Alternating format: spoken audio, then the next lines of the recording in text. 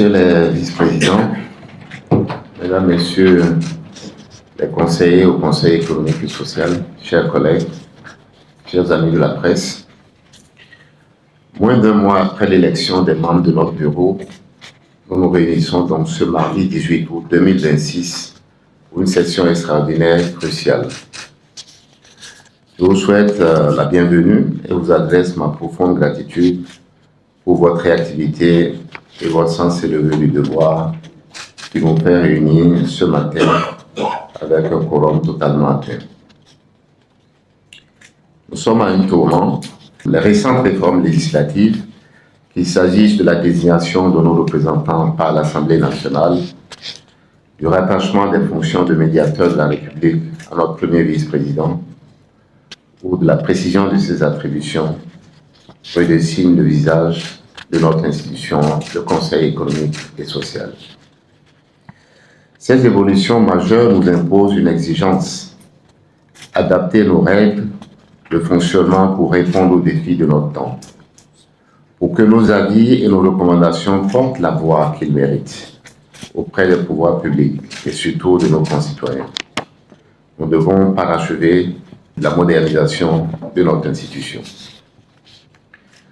C'est pour répondre à cette exigence que j'ai mis en place une commission ad hoc structurée autour de deux comités, le comité d'orientation et de supervision ainsi que le comité technique.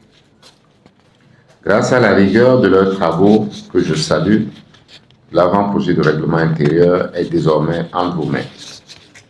Il nous appartient aujourd'hui, en assemblée plénière, de nous en saisir. Je vous exhorte à une mobilisation totale pour doter notre institution commune d'un texte fondateur rigoureusement conforme à la loi et résolument tourné vers l'avenir. Mesdames et messieurs, chers collègues, si notre règlement intérieur est la boussole qui régit nos travaux au quotidien, il ne peut suffire à lui seul à porter nos plus hautes ambitions pour la nation. Pour rendre notre conseil plus utile, pour le rendre plus performant et plus résilient au cœur de l'architecture institutionnelle de notre pays, nous devons voir plus loin. C'est tout le sens de mon ambition qui est de doter le Conseil économique et social d'un plan stratégique pour l'institution. Ce plan sera notre feuille de route pour moderniser nos services et démultiplier l'impact de nos actions sur les 5 ans à venir.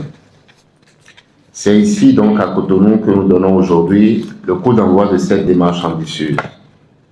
Je sais donc pouvoir compter sur votre engagement exemplaire pour nourrir cette réflexion stratégique. Et en formant des vœux ardents de succès pour nos travaux les 3 jours prochains, je déclare solennellement ouverte cette session extraordinaire du Conseil économique et social. Vive donc le Conseil économique et social, vive le Bénin. Je vous remercie.